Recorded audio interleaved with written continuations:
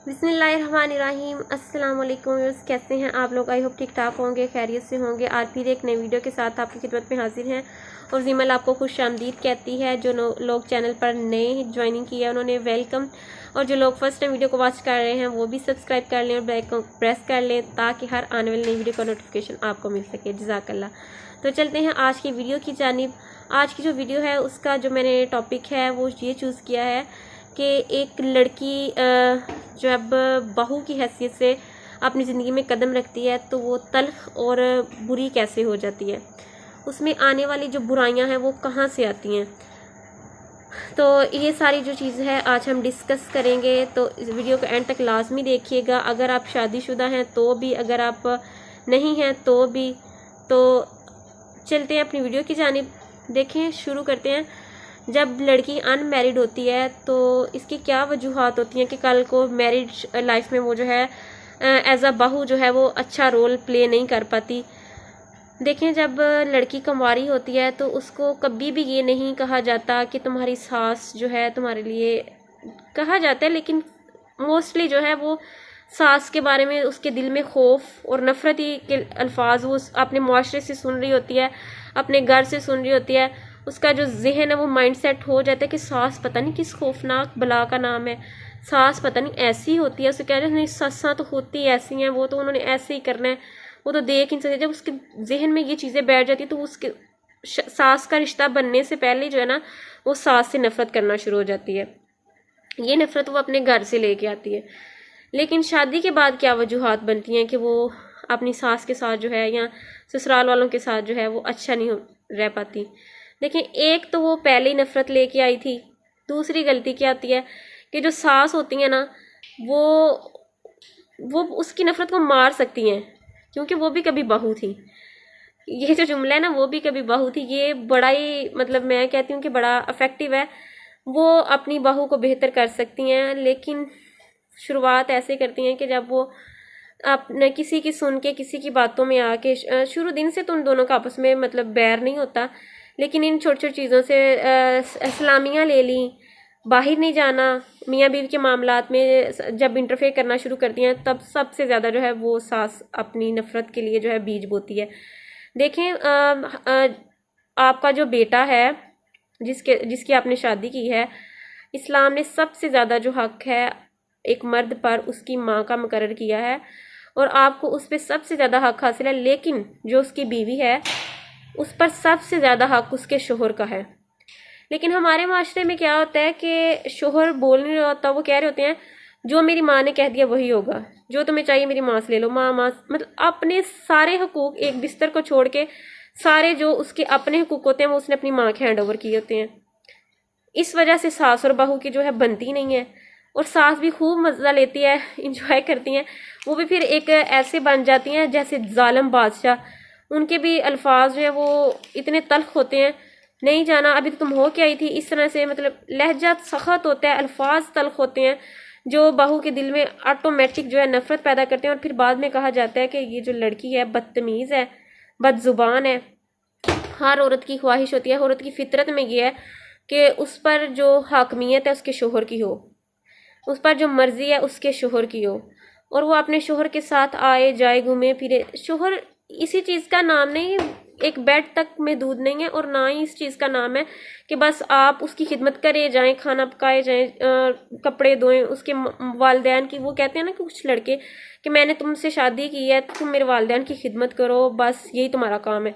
ये भी कोई शर्त नहीं है, ऐसा तो कुछ नहीं है।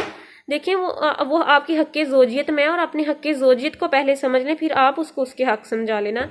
आप पर उसका नानो नफ़ फ़र्ज़ है, आप पर उसकी खुशी गमी, आप पर अगर आपकी बीवी की आंख में एक आंसू भी आता है तो उसके जवाबदेह होंगे आप।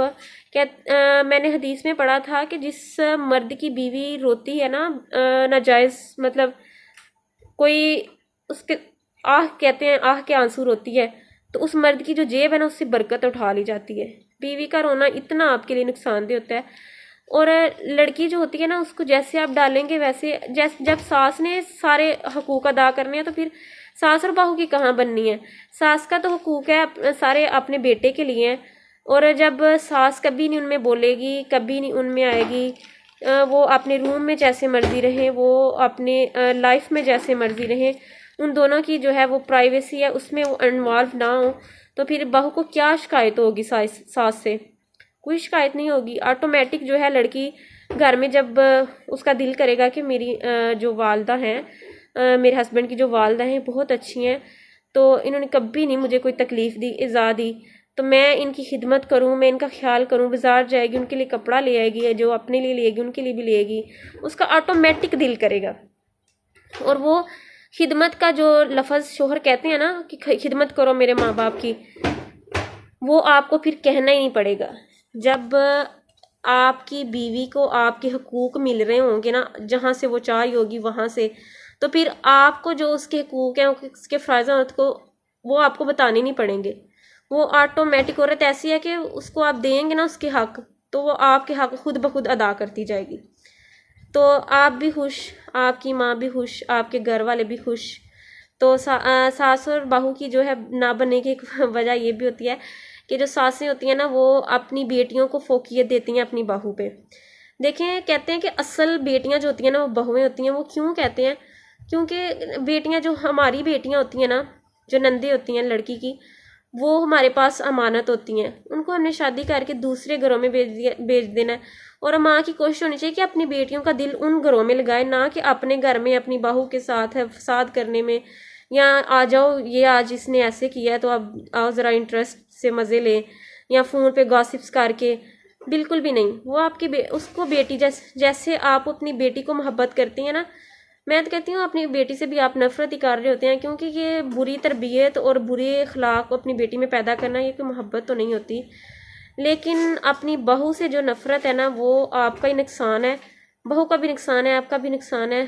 जो सास होती है ना, मर्द पर सबसे ज़्यादा हक़ रखती है अपने बेटे पर, तो उसके इख्तियार में होता है कि वो अपने बेटे का जो हक़ है वो नाजायज़ ना करे, जायज़ करे, और अपनी बेटियों को जो है उनके ससुराल में जो है कामयाब होना सिखाए, ना कि उनके मैके में जो है वो उनके कदम जमाने की कोशिश करें।